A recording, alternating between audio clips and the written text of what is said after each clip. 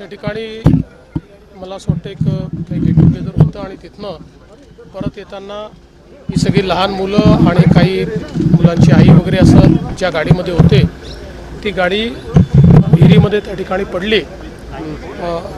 आपले आपत्ती व्यवस्थापन मंत्री गिरीश महाजन यांनी त्या स्पॉटवरनं माझ्याशी चर्चा केली आणि तिथली परिस्थिती देखील सांगितली। खरं म्हणजे इतक्या लहान मुलांचं असं निधन होणं यापेक्षा अधिक आक्रोश आणि दुःख दुसरं कुठलंच असू शकत नाही। ती जी विहीर आहे त्याला अतिशय छोटा कठडा होता आणि ती कुठेतरी मध्यभागी अशा प्रकारे ती विहीर होती आणि त्यामुळे ही घटना घडल्याचं प्रथमदर्शनी त्या ठिकाणी लक्षात येत आहे। पहिल्यांदा तर या संपूर्ण कुटुंबांच्या प्रती मी संवेदना व्यक्त करतो।